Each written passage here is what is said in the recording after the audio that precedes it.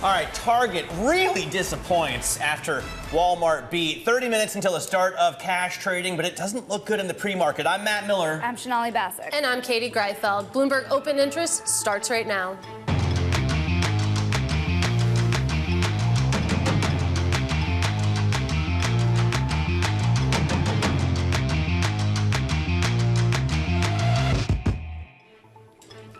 Coming up, missing the mark.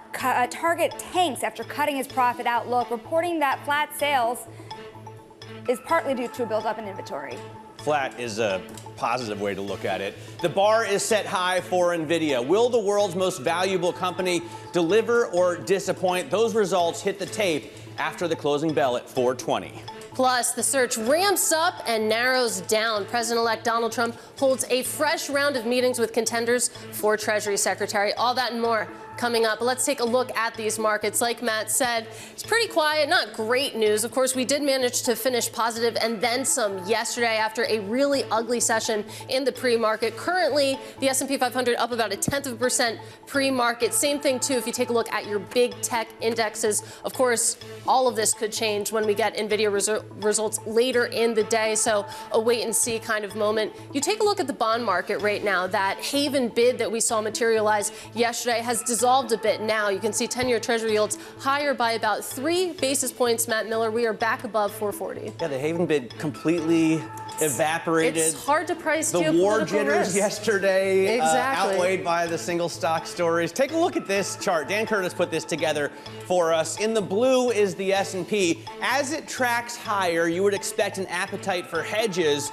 to naturally grow. But this put-call ratio shows that it's done just the opposite. Does that set us up for potential disaster in case of an NVIDIA miss? Well, speaking of single stocks, we're going to be watching NVIDIA closely today, but some stocks to watch before that. We've been talking about Target. It's down almost 17% pre-market, just tanking after flat sales and high inventory ate into profitability. TJX, on the other hand, met sales estimates and boosted its outlook for 2025, but that's still down more than 2% pre-market. Ford also looking at that because it announced plans to cut 4,000 jobs in Europe by the end of 2027. It's part of a plan to create a cost-competitive structure, yet you still have Ford down about 0.2%. Matt, of course, job cuts can be expensive on the onset as well. Yeah, absolutely. And this is an ongoing process, right? They cut, I think, 3,500 jobs or thereabouts last year in Europe. Now, another 4,000. It's not looking good. It's not a Ford issue, I think. It's a Germany and Europe issue, and they're just not competitive. Yeah, and it's interesting. I think you made the comment off air that it seems like Germany is the England of this cycle, which is a really interesting way to look at it. But talking about idiosyncratic issues, let's talk about Target right now, because that pre-market move is just staggering. And I know that some of this is chalked up to that 3-day port strike, but you have to wonder how much of this is a Target issue versus an industry-wide issue that we could see hit other retailers. Yeah, if you look at the one-year chart of Target versus TJ Maxx versus Walmart, it's lagging pretty significantly, but you make this great point that it's actually not doing quite as bad as some of the other retailers out there as well. Matt, we were looking at Kohl's, Dollar General, and others who are really suffering from a bifurcation in the consumer that we're seeing out there. Do we have the comp chart? Yeah, there so we this go. is year to date. I put together Target, Walmart, and Kohl's. I just thought it was interesting how they mirror each other. Yeah, Kohl's in blue, Target pretty much flat. Keep in mind, this does not include the potential 20% drop at the open today, so their gains will be erased. That's true, though. Looking at that chart, that does look to be a Kohl's issue. You mentioned TJ Maxx. We did get TJX results this morning, and it was pretty good. They did boost their forecast, so some of these issues could be Target-specific, but we're going to discuss all of that robustly. Let's get to the broader markets right now. We have Brian Levitt here, Invesco Global Market Strategist. Brian, great to see you. Thank you. You know, yesterday, we had this geopolitical scare, and for a moment, markets were rocked down 1%. We recovered and then gained at the end of the day on hopes for, tech earnings this afternoon. does geopolitics just not matter anymore? Geopolitics only matters to the extent that you're going to expect the U.S. economy to shift, adjust its growth trajectory, or the Federal Reserve to have to shift. So we saw geopolitics matter a bit in early 2022 because of concerns it was inflationary and more tightening on the horizon, but yet markets are up pretty significantly since then because of U.S. oil production. And even after October 7th, 2023, the markets are up pretty significantly. So I always tell investors, ask yourself two questions. Does it change the trajectory of U.S. growth? Does it change what the Fed is going to do? If the answers to those questions are no, then we proceed as we were already proceeding. Something that I always wonder about in flare-ups such as these episodes of geopolitical issues that we see is what is the best way to hedge? Do you actually go into the options market and put on trades there? Is it a matter of buying your haven assets, maybe underweighting other sectors there? I mean, how do you actually think about it as an investor?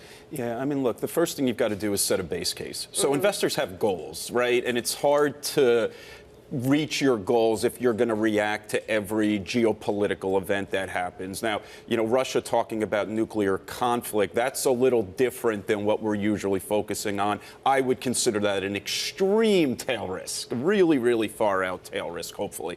So what you would do is you would set a hedge in the portfolio in case really bad things happen like that, whether it's things like gold or, you know, whether it's things like going into, you know, treasuries or, you know, strong dollar, anything that does well in a stronger dollar. Canned foods, bottled water. You know, so, I mean, but that's the point, right? I mean, what did Austin Powers say? He fears two things, carnies and nuclear war. So, look, I mean, it's, you know, it's hard to hedge against those types of things. But if you are worried about it, things like commodities, gold, et cetera. I want to talk about the other big story of the day, which we were talking about, consumers. Yeah. So over the past months, consumer discretionary stocks, helped by Tesla in a large way, were the biggest performer here in the S&P 500. But if you have that bifurcation in the consumer, which is clearly showing its face in this earnings season, then how can you make a strong bet on the consumer when more than, we've been talking about this just a day ago, that more than 80% of the population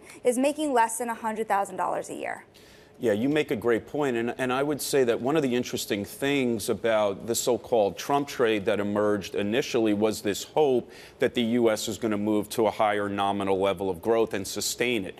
And that caused a very short-lived excitement around cyclicals and consumer names. The reality is, to your point, consumers doing okay. We still have a 4% unemployment rate, but leading indicators for the economy, leading indicators for the consumer are sort of stable, not accelerating significantly. And I think what you're seeing in the market, given the more recent performance the week after the election or 2 weeks after the election, is it getting a little bit more high quality again, a little bit more defensive, because we're not going to a new higher level of growth, at least not yet. Thing to remember about the consumer is we wanted to slow the consumer down, right? Remember 9.6% inflation 2 years ago? Yeah. We needed to slow the consumer down. We've succeeded, right? At least the rate of change has slowed.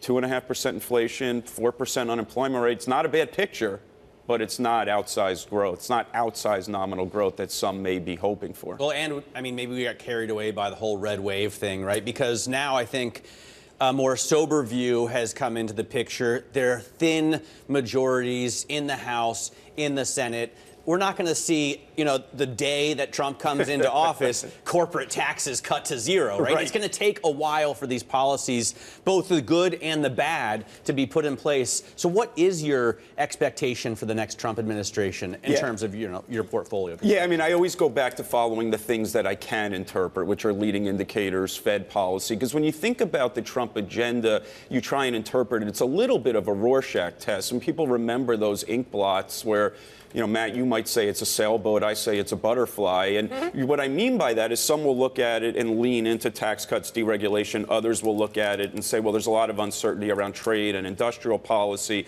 and also concerns about fiscal consolidation. So you've got pro-growth on the other side and some that, you know, may be a headwind to growth on the other side. So what do you do about that? To me, when I look at leading indicators pointing to stable but sort of below trend growth, it means I don't want to get too far ahead of my skis with regards to a higher nominal growth environment. I still want to favor more quality in my portfolio until there's a catalyst. And if we get that catalyst from additional rate cuts, or we get that catalyst from Trump favoring a more pro-growth trade, you'll start to see that in the leading indicators of the economy.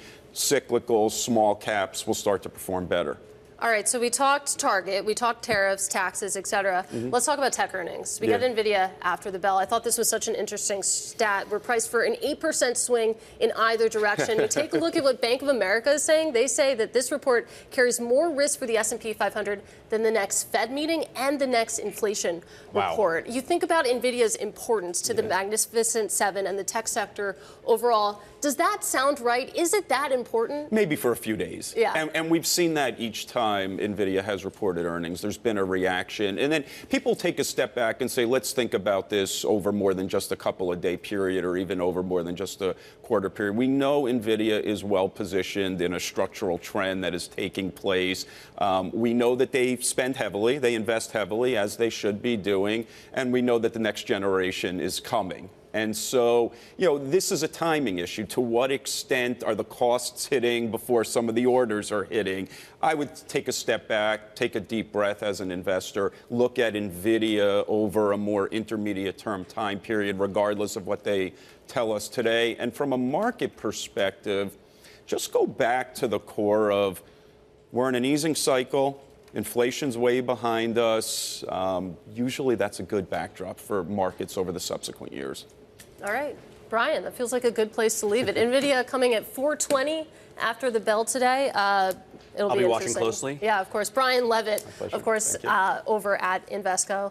Let's get a look at some stocks moving ahead of the opening bell. Here's Abigail Doolittle. MicroStrategy really on a tear here, up 8% in the pre-market. This on top of a 540% year-to-date rally. A lot of this, most of it having to do with their Bitcoin, basically principal position. They recently added a record amount. Today, they're also announcing that they've raised $2.6 billion from a convertible note offering 2.6%. And now this company above $100 billion market cap, again, having to do with its Bitcoin influence, investors wanting in on the morning, up 7.9%. Let's take a look at Wix.com. This company offers the ability to consumers, ordinary Americans, businesses to create their own website. Today, soaring on yet another beat and raised quarter, up 14.1%. This is the 8%, the eighth beat and raise in a row. This stock into today up 50%. And shockingly, there's only a 2% short interest. So this rally is real. And then finally, if we take a look at the shares of NVIDIA ahead of the report today, investors are a little bit nervous. Options, of course, signaling that there's going to be a massive move up or down. Right now, up 0.3%. Investors looking for 74 cents of adjusted earnings on about $33.3 billion.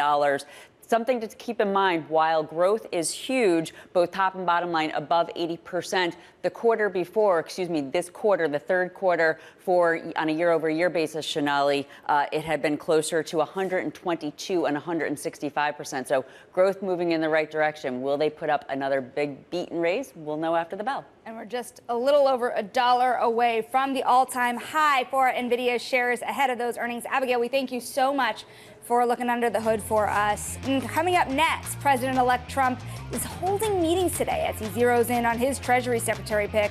More on the search next. This is Bloomberg.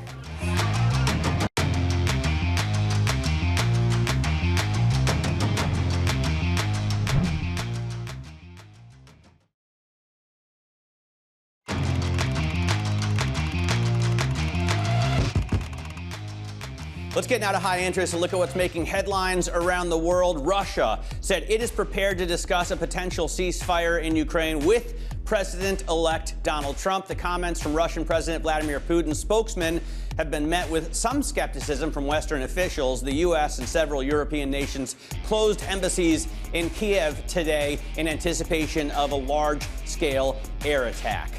Tesla's chair, Robin Denholm, cashed in Tesla's post-election surge, raking in more than $35 million. A regulatory filing showed Denholm exercised over 100,000 stock options that were set to expire next year. The trade was prearranged, though, in July. And President-elect Donald Trump is tapping Cantor Fitzgerald CEO Howard Lutnick to lead the Department of Commerce. Linda McMahon has been picked for the Department of Education, and Dr. Oz will lead Medicare and Medicaid. Meanwhile, pressure to pick a Treasury Secretary, I guess it's ramping up. At least we can't stop talking about it. Tennessee Senator John Haggerty is in the running and joined Elon Trump and Elon Musk at the SpaceX launch and not catch yesterday. Mark Rowan and Kevin Warsh are also expected to speak with Trump about the role separately today. And Sonali, this could go on forever. Or it could end pretty soon. We're going to talk more about that Treasury Secretary watch right now with Anne-Marie Hordern, Bloomberg's chief political correspondent, co-host of Surveillance, and of course a byline on all of these stories for the last few days, just coming down from the sky. You know, I tried to wake up this morning and put myself in Mark Rowan's shoes, right? If you're going down to interview with the president-elect, what it would take to get that job after it's been so contentious for the last couple of weeks. He's kind of a dark horse here. So is Bill Haggerty, as you have mentioned here, Senator Haggerty. So why would the winds change at this point? So I think we should take a step back. They found a home for Howard Lutnick, who really wanted the Treasury job. He was told he's not getting that job, and now he's going to have Commerce Plus. And we could talk about some of what that plus means in terms of his role leading trade and tariff agendas. And then now you have 4 individuals. I would really say if we hone in on 3. So Mark Rowan, Apollo, an individual that is of high caliber in terms of depth and knowledge of financial markets. Earlier this year, he was at an Economic Club of Washington, D.C. event with David Rubenstein and was asked if you were, given this opportunity to serve your government, say at the Fed or at Treasury, would you take it? And without hesitation, yes. So it does seem that he would be interested in this job. Then there's Kevin Warsh, who knows Donald Trump. He interviewed for Powell's job. He is also part of the transition in terms of voicing policy proposals and helping them guide their economic agenda. And then, of course, we come back to Scott Bessent, who has been there really since day one, on the campaign, at the rallies. The issue with him is that it became a really frustrating back and forth between Scott Bessent and Howard Lutnick, who is the co-chair of the transition. So potentially there could be 2 versions of 3D chess going on because they brought other names in, and Howard Lutnick was given a big job when it comes to Commerce Secretary. Does that mean Scott Bessent can now rise to the top, or is there another version where you bring in Kevin Warsh, you put Scott Bessent to be the old Larry Kudlow job, director of the NEC, and then in 2026, when Jay Powell is no longer going to be the Fed chair, do you move Warsh to the Fed and Bessent to Treasury? Different options. They're going down for interviews today, Kevin Warsh, Mark Rowan, so we have to wait and see. But I think, Matt, to your point, we should know in the next 24 to 48 hours. Yeah, okay, so there is an end in sight, and to be a fly on the wall of those interviews would be fascinating. It's interesting that Kevin Warsh is still in such good favor with Trump, because you take a look at some of his comments from the 2018 era, it's not like he's a huge fan of tariffs. Well, there has been pushback, if you look at Twitter, from individuals what I would consider part of the MAGA wing of the party. This is someone who in the past has talked about free trade, a little bit more anti-protectionist than where really the Trump base is. I was reminded, though, last night when I was on a phone call with someone who's close to all this, saying a lot of people's opinions, a lot of people's thinking has changed over the course of the last decade, especially when you look at what is going on with things like subsidies in China. Yeah. I thought the most interesting aspect of yesterday's news cycle was Howard Lutnick getting, what seemed initially like a consolation prize in commerce, but an added USTR role. He almost, I guess, would take both roles if that were legal. So how's this work? Well, so let's look at exactly what the press release said. He will lead our tariff and trade agenda with additional direct responsibility for the Office of the United States Trade Representative. So everyone is asking these questions. One, who would take USTR when basically it looks like Howard Lutnick is going to be your boss, where how it's written up in the Trade Act of 1974 is that you fall under the President of the United States. So there is this legality concern. Does it make sense? Or potentially, is this just a signal? The same way Trump signaled in 2016 that Wilbur Ross was going to be the main guy you need to negotiate with when it comes to trade policy with the United States. Now, by the end of Trump's first term, it wasn't Wilbur Ross, right?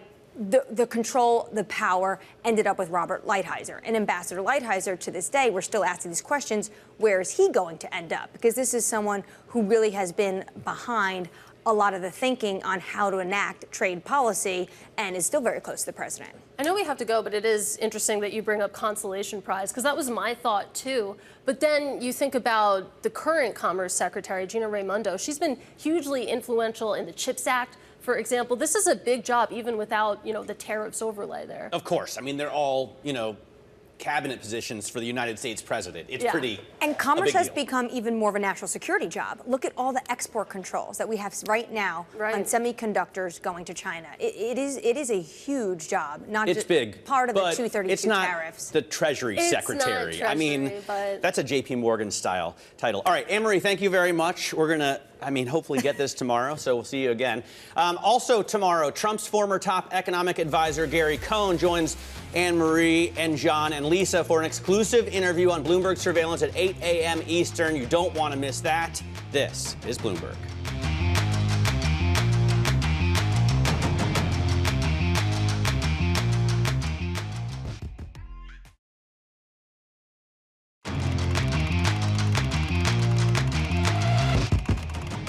Welcome back to Bloomberg Open Interest. We do want to bring you some breaking news. We have a Western official commenting on the first use of storm shadows in Russia. That official saying that Ukraine has fired UK storm shadow missiles into Russia. You can see the reaction in markets right now. The S&P 500 had been looking at slight gains in the pre-market, but currently looking at slight losses, of course, as markets digest that headline. Geopolitics still front and center, even though it has been priced in and priced out of this market. We're going to continue to discuss that and so much more next. Less than 4 minutes until the opening bell, we'll be joined by Goldman's David Kostin. This is Bloomberg.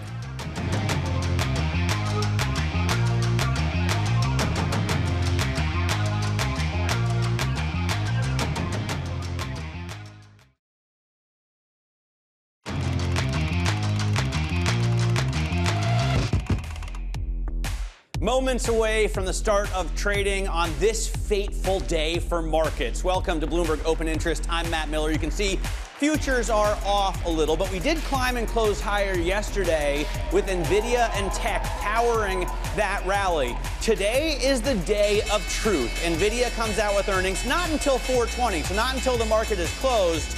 But this is what we've all been waiting for. You can hear the opening bell and see at the New York Stock Exchange. This is awesome. Boot Barn ringing the bell. Outgoing CEO, I think Jimmy Conroy there in the white hat. He's actually leaving. This is the end of his tenure, but he has pumped that stock up. More than tripled it in the last 5 years. It's sextupled in the last 10. He's only leaving to go to Ross Stores. I think there's some famous people up there, but I wouldn't recognize very famous people. Maybe Sonali can help fill us in. She certainly helps boost their revenue. The New York Jobs Council CEO ringing the bell down at the NASDAQ. They have a number of, really a who's who of Wall Street on that board, but it looks like it's predominantly women ringing the bell there. They want you to be able to make it here in New York. I don't know about physical goods because you wouldn't be able to pay your workers a living wage, but you should make it somehow here in New York. Katie Greifeld, in terms of the averages, are they exciting right now?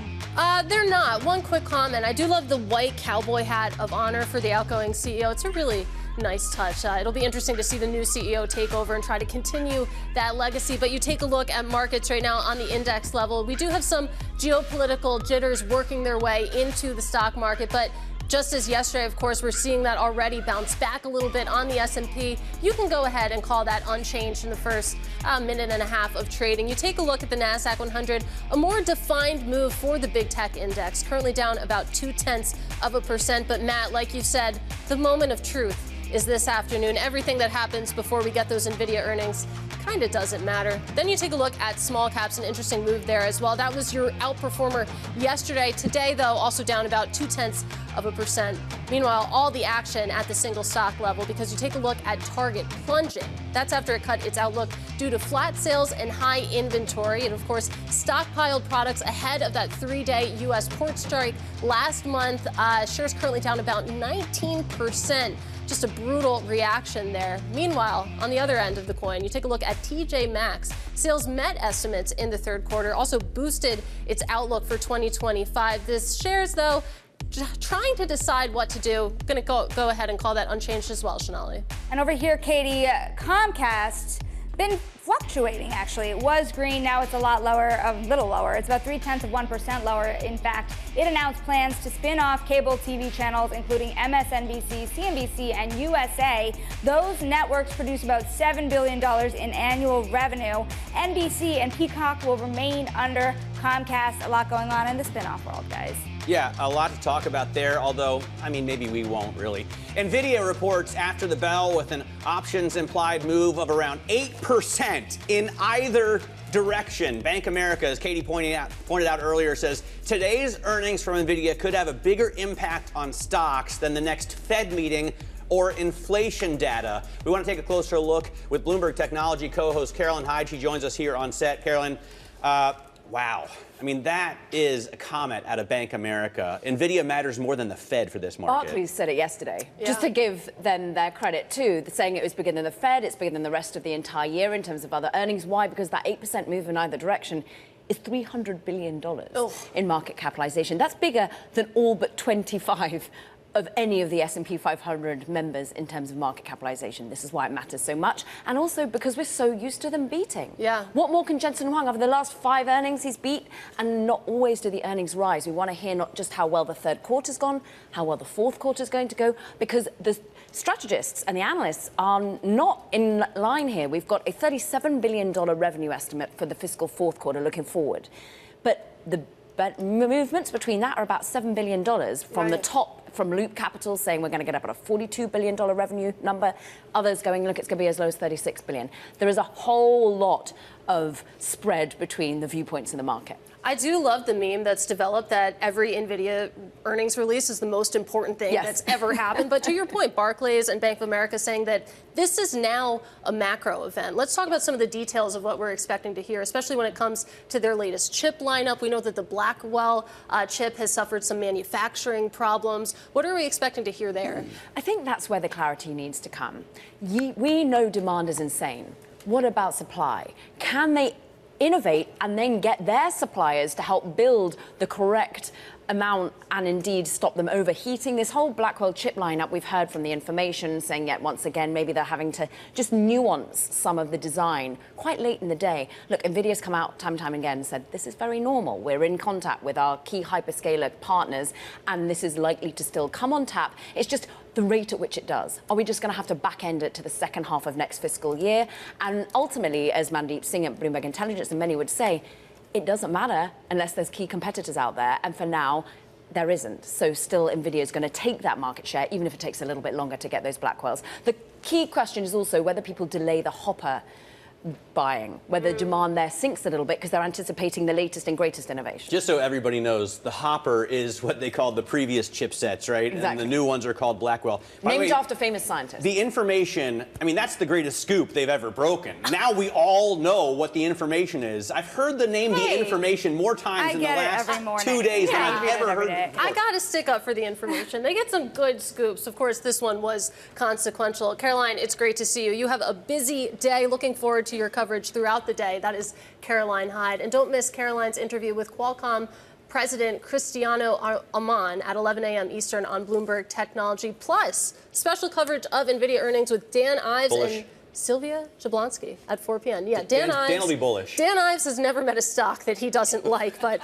that's a different conversation. Let's broaden out this conversation now with David Kostin. I'm pleased to say he is Goldman Sachs' chief U.S. equity strategist. He sees the S&P 500 rising to 6,500 by the end of 2025. And I want to get to that target, but we have to start with NVIDIA. We were just having this conversation with Caroline about how Barclays, Bank of America has come out and said this is a macro event. You look at how investors are pricing this in either direction, and it has enormous consequence. How are you thinking about NVIDIA? Is it a macro event?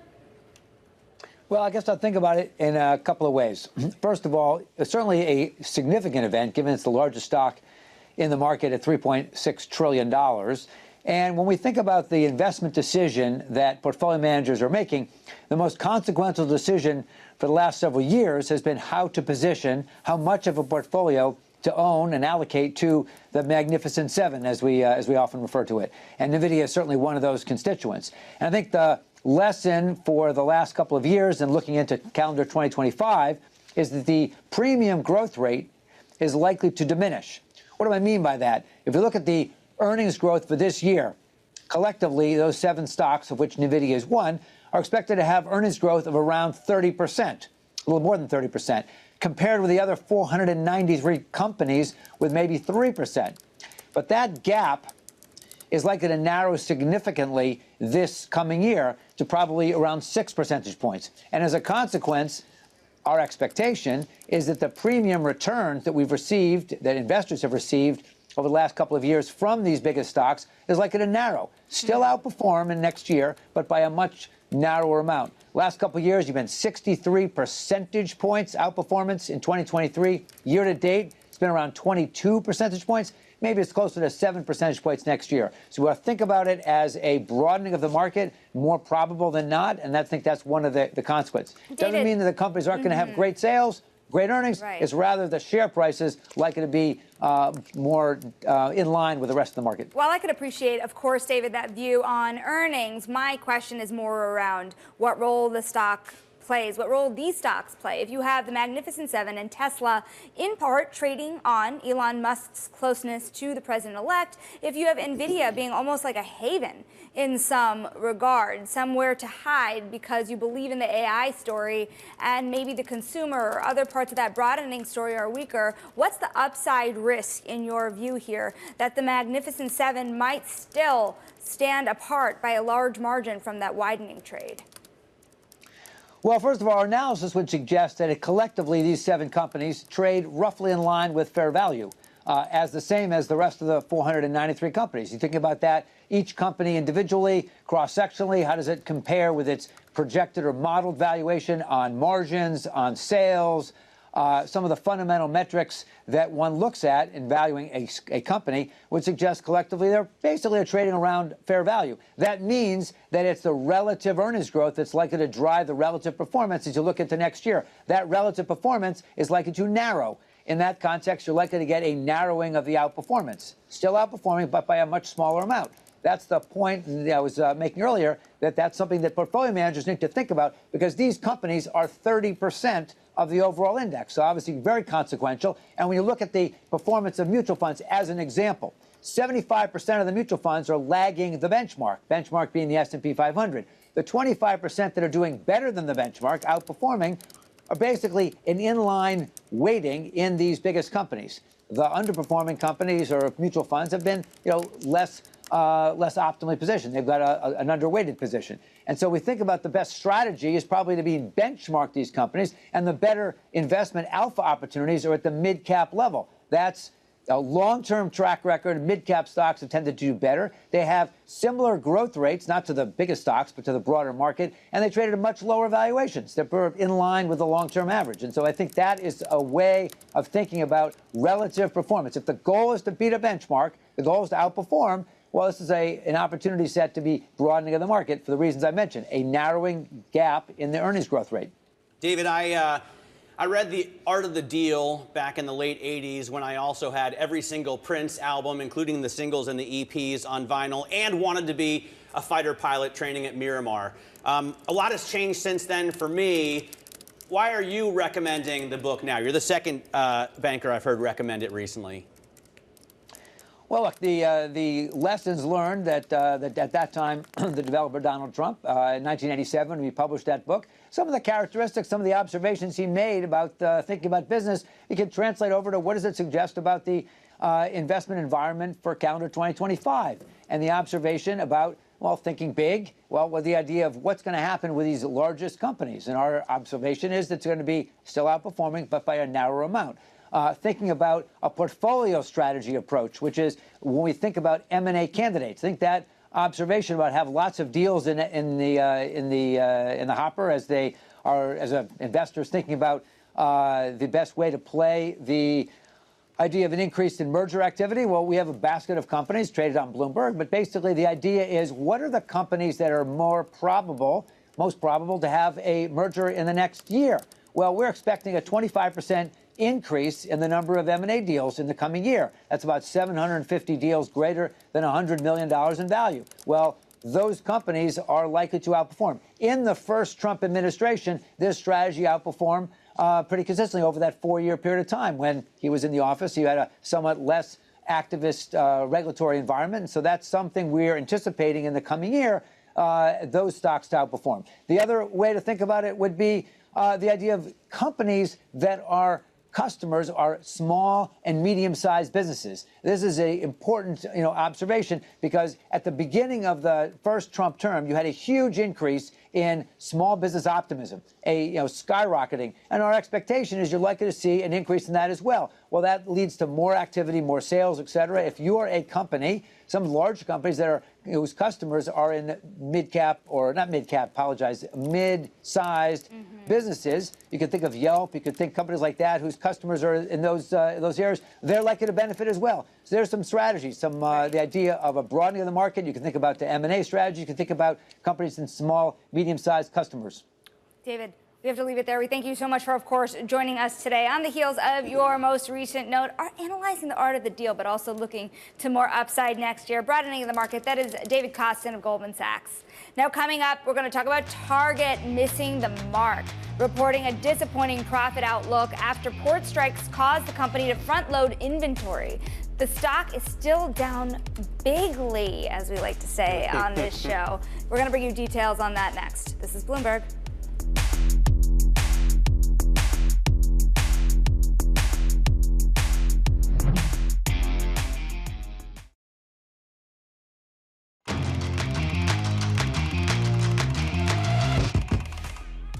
Let's talk about Target, of course, cratering right now. That's after it cut its outlook. It's grappling with weak demand and higher costs. And also the company stockpiled more products in preparation for the port strike last month, which ended up lasting only 3 days. But that, of course, weighed on earnings. Let's discuss all of it with Bloomberg's Emily Conan. Emily, it feels like there's two issues here. You have the fact, of course, you have this inventory hangover. It was expensive to hold all of this inventory, but also just the fact that demand is softening. Target seems to be losing share here. Yeah, so I think a really interesting question that we talked about with Walmart and we're talking about today is what does all this mean for the American consumer? I think what we learned today is that consumers spent less on non-essential products, the kinds of stuff that is the bread and butter at Target. You go to Target for one thing, you fill your cart up with a lot of other fun things that speak to you. That's not happening anymore. And in contrast, what we saw with Walmart yesterday is spending on essential goods. Grocery for Walmart is really big. Consumers are still spending on that stuff. Why Target is suffering specifically is they really rely on those non-essential products, and that is down. The clothes and the home goods are not flying off the rack at Target. Meanwhile, at Walmart yesterday, we saw that consumers are buying AirPods when they go get groceries. They're buying TVs. They're buying tires at Walmart. So it looks like the consumer is gravitating away from Target towards Walmart, right? Yeah. Sales at Target were still down quarter over quarter. They were only up 0.3% year over year. And at stores, comp sales were down 1.9%. So they have a problem. Yeah, and that's down year over year over what was already a tough year last year. So what we're seeing is consumers are still spending, but they're getting far pickier and they're not making those impulse buys. I think what's interesting about what we saw with Walmart too is like a lot of their gains there were coming from wealthier shoppers. Where were those wealthier shoppers shopping previously? Potentially Target, and they're coming to Walmart instead because they know that there's value to be had there, especially when a store like Walmart is really beefing up its grocery inventory and providing a lot of stuff organic, gluten-free that a wealthier shopper might be looking for. One-stop shop. Now, and it's interesting. On It's the only other rich hand, people that are celiac, right? Seems like. That are worried about gluten. Well, or maybe they're buying their gluten at Williams-Sonoma. We were talking good about point. this in the commercial break. You're now looking at that at a record high. You know, I want to pull up this quote that was in the story. This idea that the consumer may be resilient, but they are still discerning and parsimonious. The poor Target performance probably doesn't bode well for the likes of Kohl's, Dollar Tree, and Dollar General. This statistic, this whole idea that more than 80% of the country makes less than $100,000. Fine, Walmart is getting more wealthier shoppers, but if you have people making less than $100,000, you're seeing their wallet start to weaken. Isn't this a problem for broader retail? It definitely is for the dollar stores, and I think part of that is the fact that they cannot compete with a store like Walmart in terms of inventory and variety. You can go to Walmart for everything: food, essential goods, clothing, and the dollar stores just can't compete there. So when you're looking for a one-stop shop for all of your value, that's Walmart, and it's hurting other retailers for sure. But I think it's interesting when you look at retailers where the value is there and people know that they can find great deals. Look at TJ Maxx today. Did better than Target. They have great inventory and great finds and people know that they can get a bang for their buck there, and that's paying off. I think we're not really seeing that the consumer, that the lower 4/5 is getting a weaker wallet. They're still shopping at Walmart the way they were before, and wages are up, right? I mean, unemployment is down, so. But there's a minefield of bankruptcies in the consumer space this year as well. You look at Conn's, Jones, Express, Tupperware, places where they were once really popular, so something's going on. But then you take a look at a Williams-Sonoma, which is surging like 25% rate. That's expensive stuff. Exactly, that's like high-end stuff, right? You can't paint with a broad brushstroke, is what I'm saying. Look at Williams-Sonoma stock. Just wild. Wow. We had an interesting story yesterday about this bifurcation that's happening, and I think this Williams-Sonoma fact supports the point that, like, at the lower end, people are trading down because they're looking for value, and at the higher end, when a splurge is worth it, they splurge. All right, Emily, thanks very much. Emily Cohn covers retail for us. Coming up, Archegos founder Bill Wang is set to learn his destiny this afternoon. We'll take a look at his upcoming sentencing in today's Wall Street Beat. This is Bloomberg.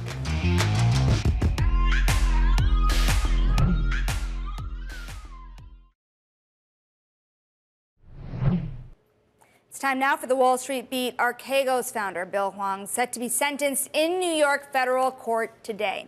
He was found guilty of fraud and market manipulation related to the collapse of his $36 billion family office. Here with more, Bloomberg's Chris Dolmetsch, who wrote a lot of this coverage. He's outside the courthouse right now in southern Manhattan. You have prosecutors looking for more than 20 years from him. He's asking for no jail time. His lawyers are. What comes of this sentencing? So, yeah, Bill just entered the courthouse behind me just a little while ago with his lawyers. The sentencing starts at 10:30. Should take a couple of hours. We expect that his lawyers are going to ask, like you said, for no jail time because of his charitable works throughout the years, his attention to the charity founded, the Grace and Mercy Foundation. And prosecutors are saying this was such a massive fraud that he should go to prison for more than 20 years. Wow, the magic of television there. I don't think that's a comment on our production. The garbage right? The truck? garbage truck backing into the shot. Chris, you know what? We'll come back to you.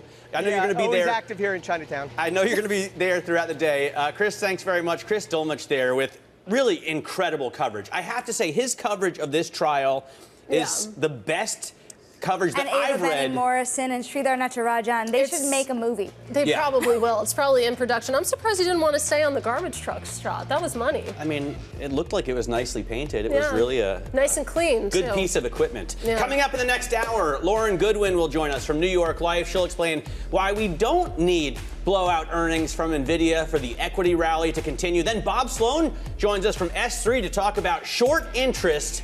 This is Bloomberg.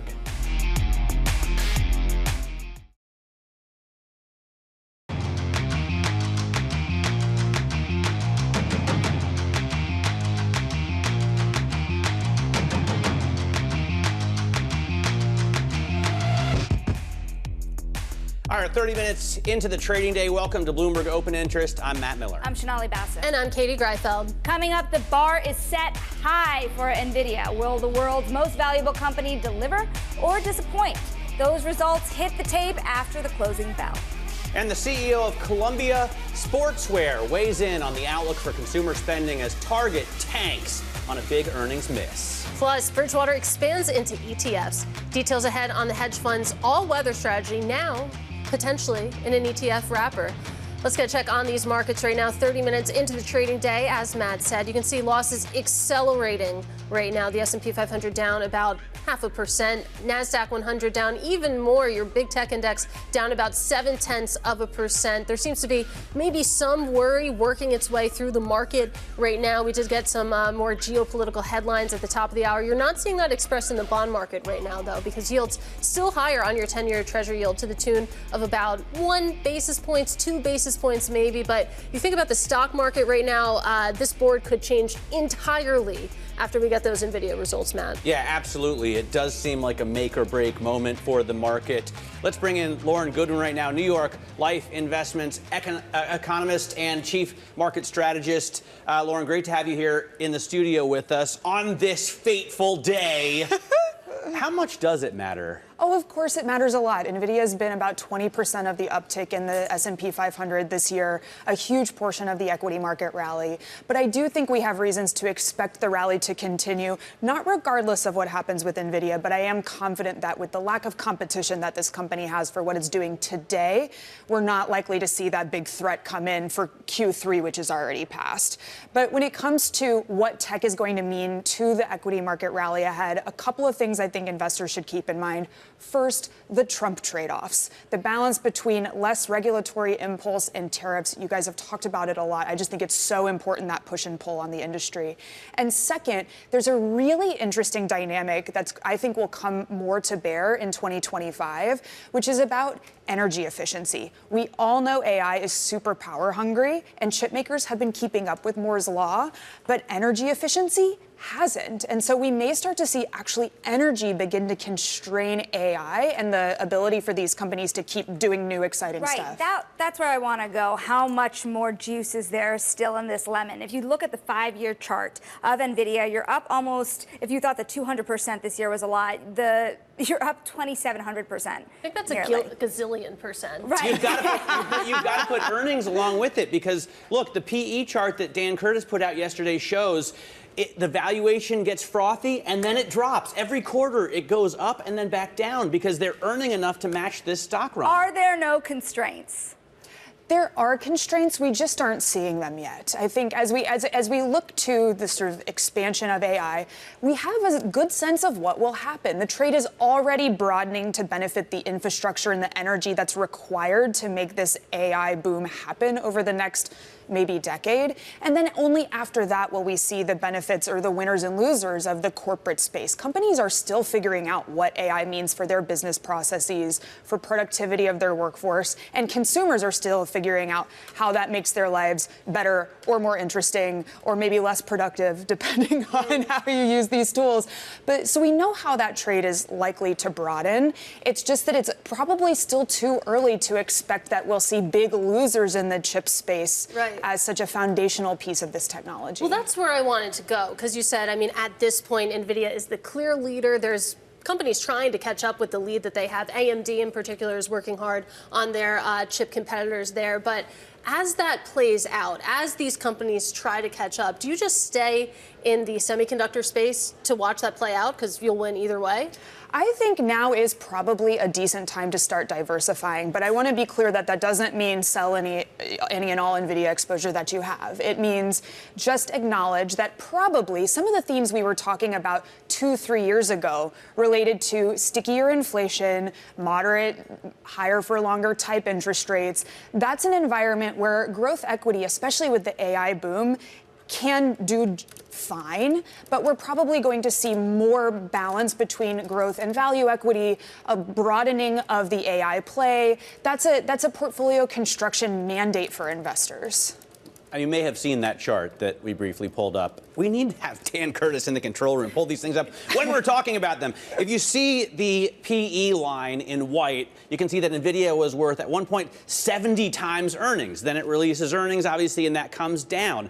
Then it climbs back up to 70 again. Then they release earnings, it comes back down. Justify the valuation. Exactly. So it doesn't, if you look at just the stock price in a vacuum, it's insane. But if you look at the earnings that they put behind it, it's really amazing. Bloomberg said that, companies are going to spend $1 trillion building AI infrastructure out. Moody's said they're going to spend $2 trillion in 5 years. That's got to be just a massive driver for this market. What's your expectation for an S&P level, at, say, the end of 2025? Well, I'm slightly less optimistic than maybe the average on the street, but still expect reasonable returns for the S&P 500 in 2025. Why is that? I think that a lot of the juice has been squeezed out of this trade, but we have a still quite strong economic backdrop. Growth probably slowing from a breakneck pace down closer to trend. That's a pretty good economic backdrop for the equity rally, but I'm expecting more like average equity market returns, 5 to 7%. That puts you at about a 63 to 6,400 at the end of next year. Again, that's not bad, but after the couple of years that we've just had, for investors, that might not feel as exciting as it would have 5-6 years ago. I want to switch gears a little bit because in the course of this conversation, you started to say two of my favorite words, growth versus value. And you look at the Russell 2000 growth versus the Russell 2000 value index, and the growth index is outperforming pretty meaningfully this year. You're not really seeing that much love into value. In fact, I think in recent weeks, you saw online people kind of the meme with throwing out the Benjamin Graham book. Have you guys seen this? No. Oh, a lot of Benjamin Grahams in the garbage right now. And so how much love do you think value will get going into next year, honestly? I think we'll see a little more balance, but what you're seeing and really feeling in the market is that the dichotomy in terms of the sectors and the companies that we choose hasn't been about growth versus value really for a long time. I mean, I can think back to 2019, 2018. We were saying value growth, a little of both. And it's really coming down to where are you seeing quality earnings? That's in part why you see growth outperforming is that you have some of these big, profitable companies really dominating the index. But I think that we will see some of that spread into energy, into infrastructure. Those tend to be more value plays, but it's not going to be everything across the board. As rates and inflation continue to bother the market, I think that quality component is still so important. Well, just quickly here, Lauren, does that extend down the size tier as well? Because you mentioned energy, for example, a huge weighting in the Russell 2000. You mentioned, or you didn't, but I'm thinking about financials because they typically fall into that value bucket. Also a huge weighting in some of these small cap indexes. What's the outlook there? It's been really stop and start. I expect it will continue to be stop and start as growth slows. And look, again, constructive growth backdrop, but still slowing. That tends to be an environment where large caps outperform small caps. I think we'll see small caps bid on days where there's good economic data, a little more momentum around the space where smaller companies or specific smaller companies rather are benefiting from the environment. But I'm less constructive that small caps will durably outperform because I see us as moving into sort of the mid-late cycle as opposed to restarting a new one where small caps would be front and center. Lauren, we thank you so much for your time today. Of course, that is Lauren Goodwin of New York Life Investments. And of course, we are looking at a market turning lower. We're going to look at stocks moving this hour under the hood. Here's Abigail Doolittle. One reason the broader indexes, Sonali, are down. Take a look at Target, down 22%. Its worst day since May of 2022. They, of course, put up a massive miss relative to earnings. They put up $1.85 in adjusted earnings. That was 20% light. Revenues of $25.2 billion, 2% light of the estimate. This, of course, has forced them to take the guide down to the holiday, the all-important holiday season. Well, it's not looking like there's all that much of a Target feeling there, and price cuts did not help. Inventory issues, investors really taking this stock down sharply. Turning to an interesting one to the upside, though, and I say that because while Target's not doing a great job of hitting their numbers and having the consumers buy the products in the way that they wanted to. Take a look at Williams and Sonoma at its highs up 28%, the best day at that point since 2008. Right now up 24%, the best day since 2020. They put up great numbers. The guide is good. There is an 11.3% short interest, so that quarter in the guide may have been enough to spur those shorts out. And then finally, the stock you all were just talking about, NVIDIA. Last time we were looking at it was basically flat. This is the real reason markets are taking a move to the lower. On the day, down 2.2%. This is a two-day chart, so you can see today's drop, and options suggesting that there's going to be either an 8% move to the upside or the downside. That will equate to a roughly $300 billion move to the upside or downside, depending on whether or not they put up a big beat and boost quarter, or even if they were to just beat and put up a decent guide, that may not be enough for a stock that's up nearly 200% on the year.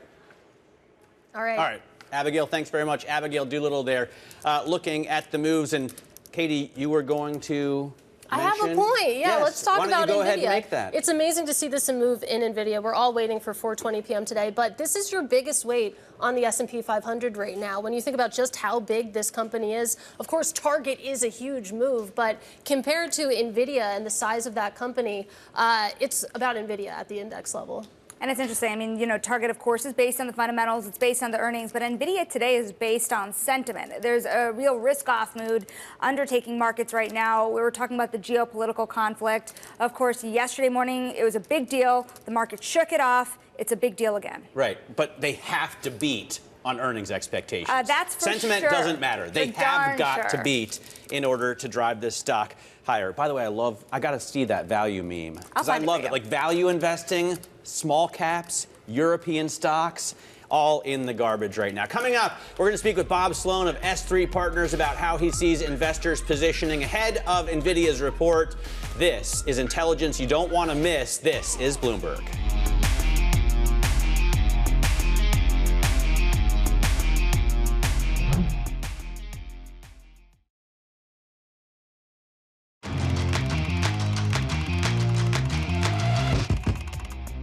All right, let's get to high interest now. Look at what's making headlines around the world. Ford is planning to cut another 4,000 jobs in Europe as the EV transition, even there, loses traction. The layoffs will primarily hit operations in Germany and in the UK by the end of 2027. The company cites the challenging environment for EVs, increased competition from Chinese manufacturers, and the lack of a clear policy agenda from the EU as main drivers for those job cuts. Changes are coming to Comcast, the media giant announcing it will spin off its cable TV channels, including MSNBC, CNBC, and USA. The NBC network and Peacock streaming channel will remain with the parent company. The new publicly traded company will also include digital assets like Fandango and Rotten Tomatoes. The separation is expected to take about a year. And Delta is betting on millennials with upscale tastes. The airline is going to expand its premium travel offerings with 85% of new seats next year being premium. Delta caps its plans for the future with a more bullish outlook than Wall Street for the next 5 years. Finally, NVIDIA reports after the bell today, and investors are bracing for high volatility. The options implied move for the day after earnings is now 9% in either direction. According to research from S3 Partners, that's a more than $300 billion move in market value. Joining us now from S3 Partners is the founder and managing partner, Bob Sloan. Bob, great to have you on the program. Tell us what you're seeing in terms of positioning ahead of this all-important earnings announcement.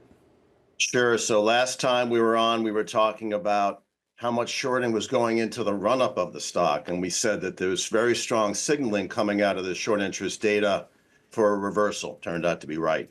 This time around, the signal is not as strong.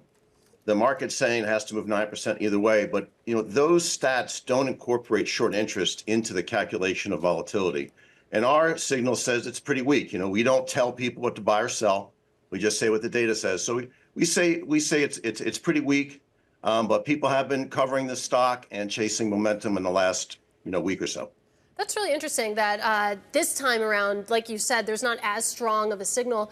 Why do you think that is? You think about other names who, of course, have had this type of interest, and to see it fade away, is there anything we can extrapolate out from that? No, other than that, the signal is weak. It's not going to be strong or it's not going to give you clarity every single time. But what it does tell you is that we feel like last time you could lead into it, and this time you probably can't.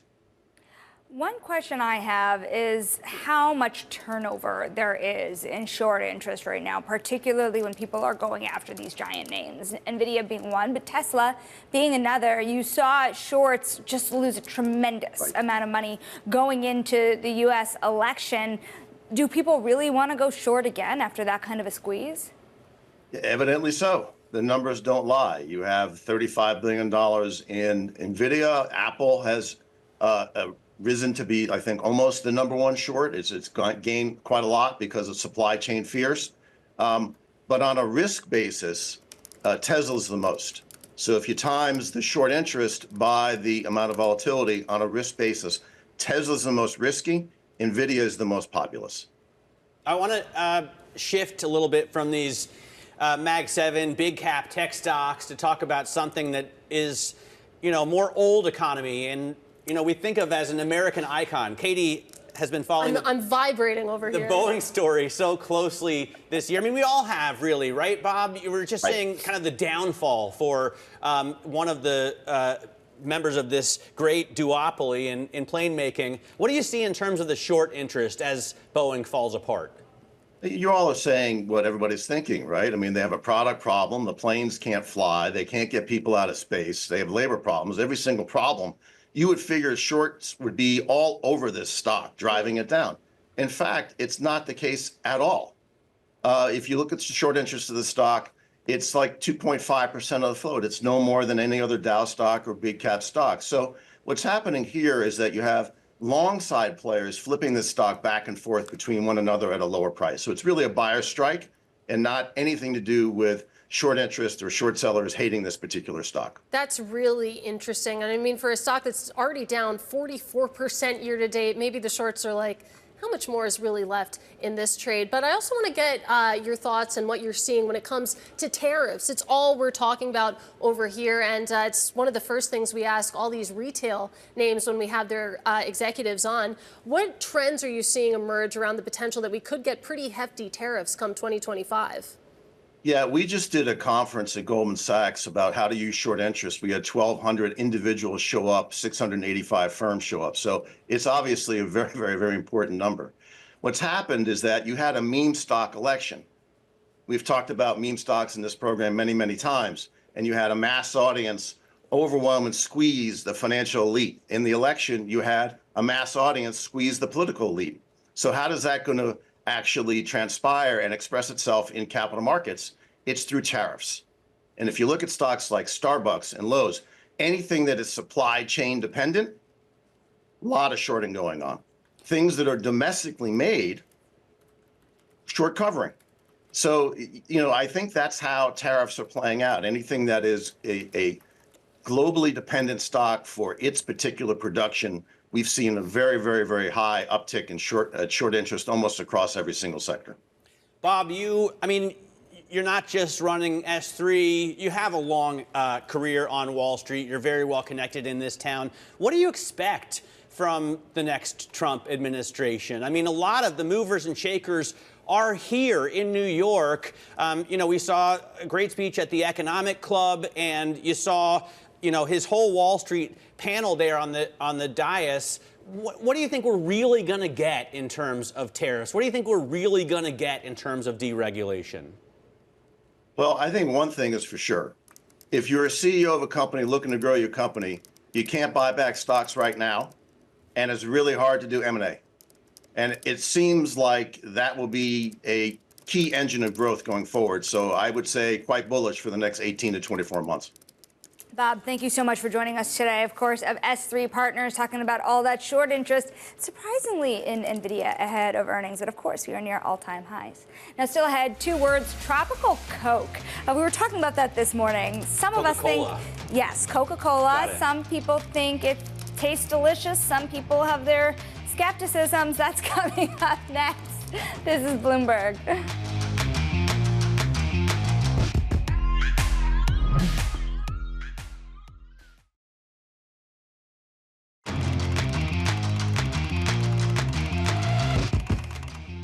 All right, it's time now for Social Climbers. The company's making waves this morning. And first up, good news for McRib fans. McDonald's will once again offer the sandwich on its menus for a limited time. It starts December 3rd. And there's more. You can also buy a limited edition half-gallon jug of McRib sauce for about $20. A great stocking stuffer, perhaps. You can drink it. I don't know. Go nuts. Next up, talk about leaving a bad taste in your mouth. The FDA is warning that Tom's of Maine toothpaste was made with water contaminated with dangerous bacteria. According to the FDA, the strains of bacteria could lead to blood, lung, and urinary tract infections. The Tom's of Maine brand, remember, was acquired by Colgate-Palmolive in 2006. The company said that it's working with the FDA and is trying to remedy the issues. In the meantime, you could just brush your teeth with that McRib sauce. Just an idea.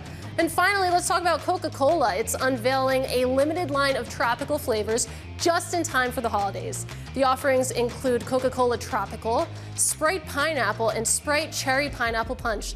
The new flavors are only available in soda machines that are located in fast food chains, not in the cans, Matt. So you actually have to go to the store to pick them up. I will.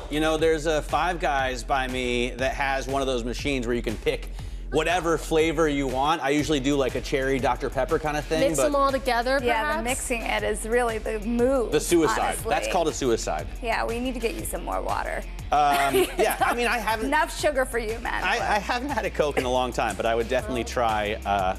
I like to try... Limited time only, I like so to you try have to something new. move Tropical fast. Coke. Yeah, there you go. Sounds good to me. Katie, let's take a look at the markets. Yeah, we should do that. Why not? Let's take a look at the S&P 500 right now. It's down pretty mightily. Your biggest points drag is NVIDIA right now, taking 11 points off the index. Target, even though it's down something like 20%, just about 1.8 points worth of a drop there. Coming up, we'll talk about retailers with the CEO of Columbia Sportswear. This is Bloomberg.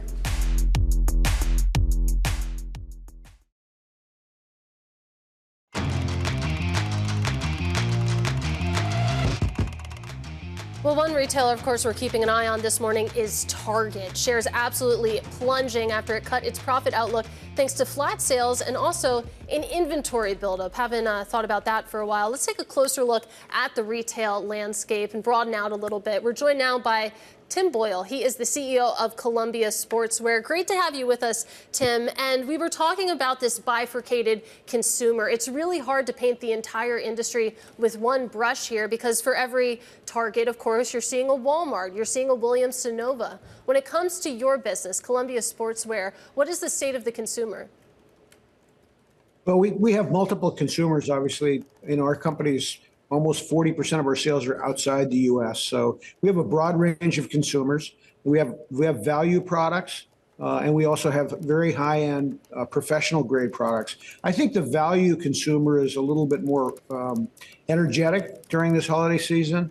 But, we make products for all different kinds of uses. And, we've seen broad acceptance of the products. And, for us, we're famous for our cold weather products, for boots and jackets.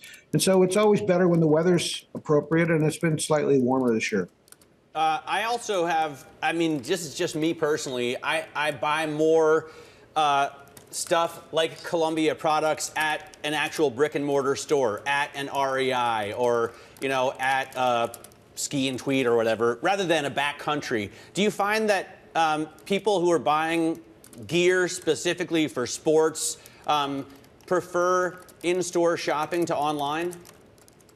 Yeah, I think people who are aficionados of their particular sport want to talk to somebody that's knowledgeable, knows what it is that they're buying with the specific properties, the characteristics, and the features that can help them be more active in their particular sport. So yeah, we have seen that. You know, the big explosion in e-commerce business that happened during the pandemic, I think, is waning slightly. And we have, you know, a higher proportion of sales in our brick and mortar, our own stores, as well as our customer stores. You mentioned warmer weather, Tim. I'm wondering what that means in terms of what you're looking to sell going into the winter period here. I mean, I know even for myself, normally I'd be buying things to go skiing by this point in time, but I'm buying things to go hiking. I mean, are you preparing for that for your customers as well? Well, the ski resorts outside of Portland, Oregon are going to be opening for the first time as early as next week. It's the first time in several decades that they've opened that early. So it really depends on where in the world you are. Of course, we love it when it's really cold and snowy in Manhattan because there's lots of people there. But, you know, it depends on where in the world you are. And there's snow everywhere all the time at some place. Yeah, I can't remember the last time we got really good snow in Manhattan, so here's to hoping. I do want to talk about 2025 and the potential for tariffs, for example. We spoke to Brooks CEO Dan Sheridan last week, I believe it was, and he said that this would be a headwind for the whole category if we saw some of the levels that have been talked about, particularly on imports coming from China, actually turn into policy. And footwear, that industry already has some pretty big tariffs. How are you thinking about tariffs and planning around that potential? Well, for the U.S., our products, which are textile products, apparel, and footwear, are among the most highly tariffed today and have been for many, many years. So we're very adept at using the tariffs codes in terms of how we import products, from where we import them, how they're designed. And so our company specializes in that kind of expertise. And we also, as I said, we do about 40% of our business outside the U.S. Some countries are very draconian in terms of how they apply tariffs. Some have up to 150% duties, et cetera. It's really a tax on the consumers. And so we're just quite good at moving around and navigating the tariff rules. I think we all have to remember as a country that we export about $3 trillion worth of goods and services. And in a trade war, those people who provide those services, whether they be farmers or service providers, are going to be at risk in terms of their prices going up in the countries that they export to. Tim, what does your product mix look like if you put it on a BCG matrix? And really, obviously, I want to know about, you know, the stars and the cash cows. And I'd specifically like to know where footwear fits on that matrix. Well, footwear is about 20% of our total revenues as a company. In terms of what gets imported to the United States, it's probably slightly less than that. We have a better footwear business outside the U.S. You know, the thing to remember about footwear in the U.S., and this is an example of the crazy tariff policies that exist and have existed for many years. The same shoe for men's and women's and children's, exactly the same shoe, carries a higher tariff duty for women's and children than for men's. So these are the kinds of crazy tariff rules that exist that we've been navigating for many, many years. It doesn't make sense, but that's what they are. You know, we've spoken to other CEOs in the category of footwear who also talk about that tariff policy and the impact it would have, future tariff policy, not even just existing ones. Wondering what it means for other goods, even beyond footwear, Tim. You know, how much will the price likely have to go up if you see the tariff policy that was presented on the campaign trail? Well, they've been talking, President Trump has been talking about levels from 20 to 60% those will be passed on to consumers. It's a regressive tax. It'll be passed on, and the other hidden cost to the American consumers, as I say, is the risk of the $3 trillion worth of products and services that we export. Those are also going to be impacted by retaliatory tariffs on the receiving end of these other countries. How do you balance that with the fact that this consumer, as we were talking about at the start of this interview, it's hard to paint with a broad brush here. You have some consumers who seem to be doing great, others not so much. I mean, how much pricing power is there left, especially after the pandemic and that inflation that we saw a couple years ago? Well, again, we have 36,000 products approximately that we manufacture globally. We export to about 100 countries. We import from about 20. And we'll just have to navigate it, as we're quite adept at changing the way products are made, what characteristics they have, what components they have, to be able to navigate the tariff rules. But prices will go up for imported products. Tim, we thank you so very much for joining us today. Of course, that is Tim Boyle of Columbia Sportswear, talking about the consumer and the impact that tariffs could have in the future. We're going to now look back at the markets. We're going to get a check on them with Bloomberg's Abigail Doolittle. So it's certainly a down day for stocks at this point, really being weighed on by big tech. We'll be taking a look at that in a moment. But you can see here the S&P 500, the NASDAQ 100, the Sachs really the big culprit here, down 1.5%. But even small caps lower. So the risk-on tone that we had into and out of the election, well, it's definitely moderating. Last week, a down week. Right now, the S&P 500 up ever so slightly. So today, tomorrow, and Friday will be extremely crucial. Relative to the technicals, it does look like the pause in the rally could continue. That's not necessarily a bad thing for the rally, though, because it could strengthen it. What we're looking at here is the S&P 500 over basically the last 6 months. And you can see in blue here that the uptrend that had been broken and then regained on the election win by President-elect Trump is now broken again. We're most likely to go down toward that green area, which is the 100-day moving average, or somewhere around 5,600. And you can see the RSI or a momentum indicator down. So folks, just taking some chips off the table. But of course, all eyes, ears, and senses on NVIDIA tonight at 420. If we take a look at NVIDIA right now, probably off the lows, yes, now down 1.6%. Options suggesting that there's going to be an 8% move up or down. Price to perfection, up nearly 200% on the year. Will they deliver? Everybody wants to know. But I think that the fear that maybe it's not going to be the quarter and the beat that everybody wants, weighing a little bit on big tech, that sentiment is bleeding into the likes of Microsoft, Amazon, and Alphabet. So lots of pressure on NVIDIA for sure, Matt.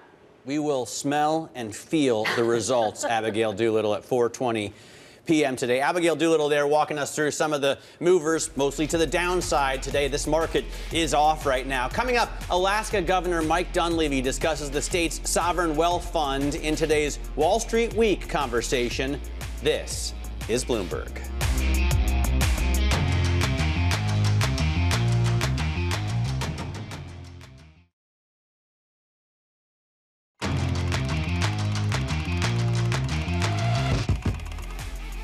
All right, it's time now for our daily Wall Street Week conversation. And although the U.S. doesn't have its own sovereign wealth fund, at least 20 states do, including Alaska.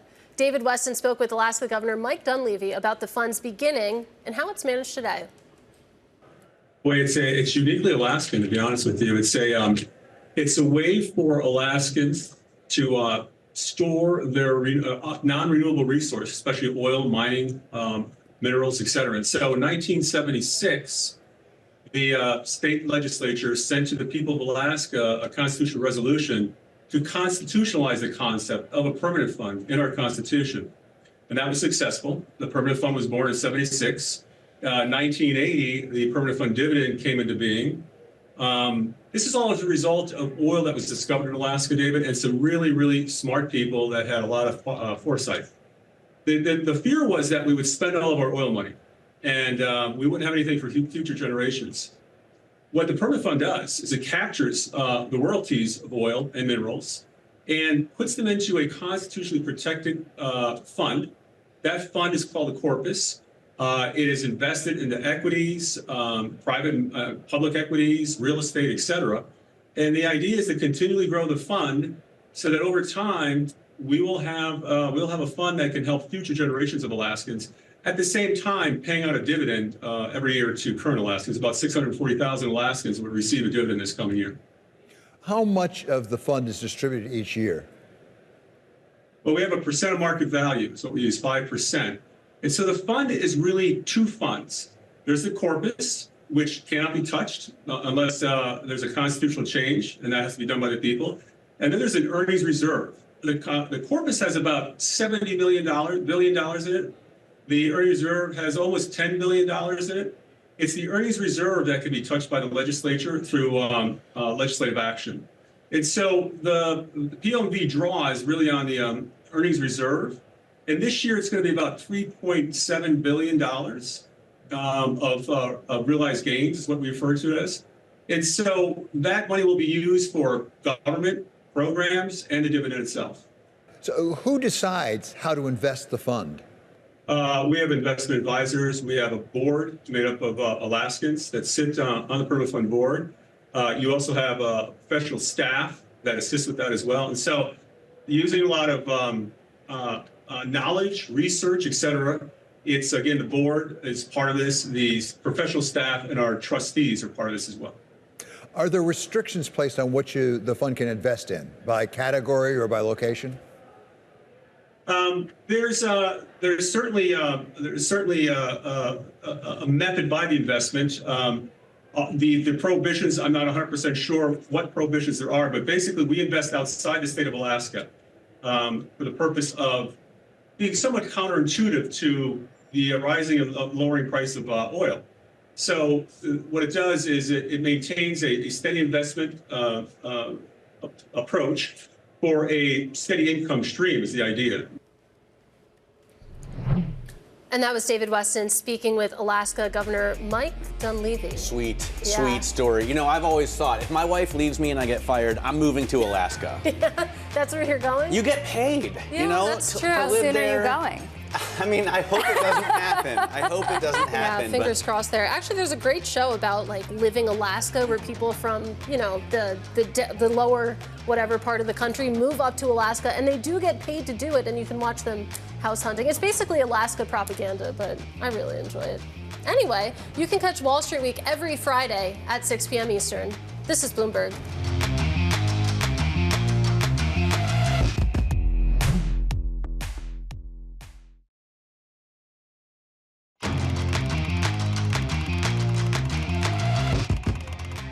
Well, Ray Dalio's classic all-weather strategy is potentially coming to the ETF market. According to a filing yesterday, the hedge fund is partnering with State Street to create the Spider Bridgewater all-weather ETF. It's a risk parity strategy that allocates to different assets based on their volatility. Let's break it down now with Bloomberg's Justina Lee. And Justina, this is really interesting from a lot of different levels. There's the strategy itself, but then there's also the fact that Bridgewater coming into the ETF wrapper. Why? Yeah, that's right. I mean, if you think about it, all weather is kind of part of this foundational myth of Bridgewater. You know, it actually started off as managing Ray Dalio's trust assets. And I think what this move really shows is kind of the appeal of the ETF market, especially for a strategy like all weather, which kind of is already quite commoditized by a lot of other players. It's kind of relatively low fee for Bridgewater. So in that case, why not partner with State Street and kind of bring this product to the masses? You know, it's interesting. I remember coming into this year, Justina, and an advisor to hedge funds said, you know, the retailization of hedge funds is going to be the really large theme of the year. What does this say about also not just the ETF market, but fundraising for the hedge fund market? How important is it for them to revamp their strategies into this kind of a wrapper? Yeah, and I think there are really like two extremes in the money management world right now. I mean, if you're sure you have an edge, you know, you're the Citadels, the Millenniums of the world, of course, you kind of want to stay in the hedge fund structure and charge pretty high fees. But if you're not on that end of the spectrum, there's a real draw in kind of joining the masses and launching an ETF, because then, you know, even though the fees are lower in that market, you become widely available.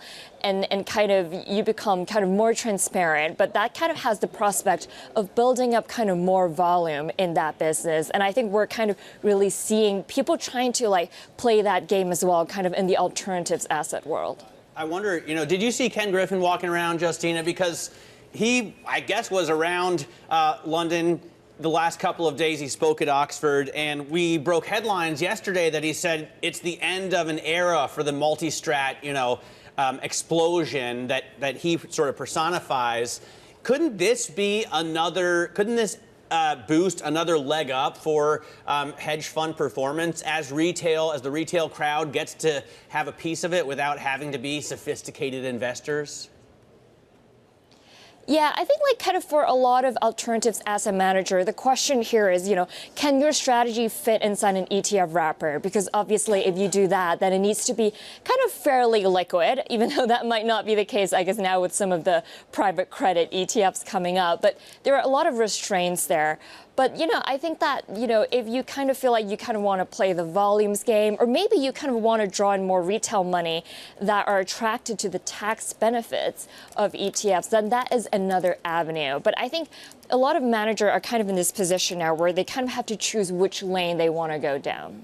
Yeah, the interesting mismatch there between a liquid wrapper and the illiquid underlying. So we're talking a lot about the actual ETF, which is interesting, but let's talk about risk parity, that strategy. We had a chart showing that if you take a look at just a standard index of risk parity, it's been underperforming the 60-40 portfolio so far this year. What exactly is risk parity, Justina, in just a brief explanation, and what's the outlook there? Because, boy, it has been a rough year.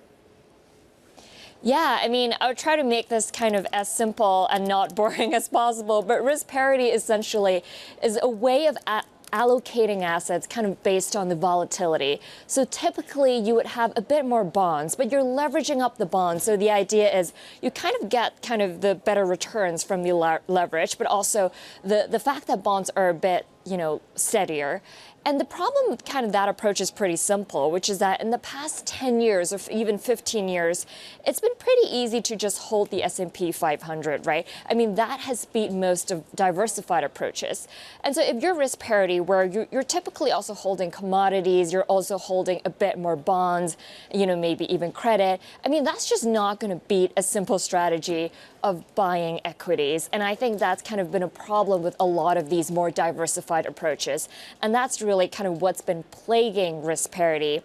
And, for the advocates, they're saying just because the past 15 years has been like this doesn't mean the next 15 years will be.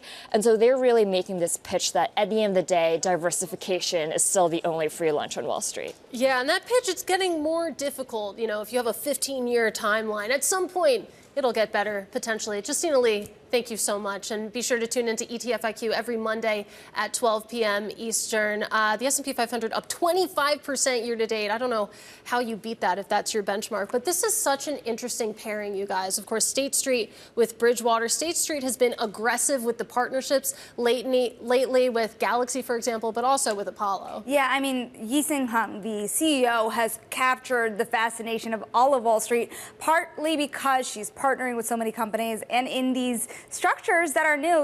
One thing I was thinking about you, Katie, because if you have a new SEC chief, say that might be Richard Farley as one of the contenders, is somebody who works with private equity firms today, you could finally have that approval potentially for that private credit ETF among all these other kind of more novel structures. And by the way, both of those things, so private credit, actually access to private assets broadly and alternative assets. We've been talking for so many years about how retail investors are going to be able to play in this space. Here's what my question is it late to the game? Are they the ones holding the bag at the end? It's a good question because you think about how hot the private markets have been. All the activity, all the shiny things have been in the private markets. Is it cyclical? Does it come back at a certain point? Yes, for sure. I mean, maybe with private assets, you could make that, with private credit for now, you can make that argument, but it's been around for a long time. And hedge funds have been around for 50 years or I want to know longer. Price of sale. I want to know if you're getting into SpaceX when it was valued at 250 or when it was valued at 40. But that's the same with an IPO, right? That's the same with any private asset. I want to know how you reconcile the fact that you have liquid holdings that don't trade in the public markets with a public wrapper. Of course, that's what everyone, including the big brains over at Apollo and State Street, are trying to figure out right now. Down day in the market, you guys. Yeah, it's really down. It's interesting. I was thinking about this yesterday. Investors were bidding up NVIDIA so much. Yeah. with a whole session in between yesterday and earnings. And I was wondering how they'll deal with today.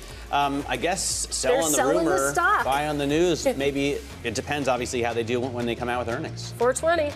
Coming up, well, obviously 420, we're going to get earnings from NVIDIA. Then tomorrow on Open Interest, we'll react to NVIDIA results. We'll hear from CJ Muse from Cantor Fitzgerald and Nadia Lovell of UBS, plus Margaret Patel of Allspring. This is Bloomberg.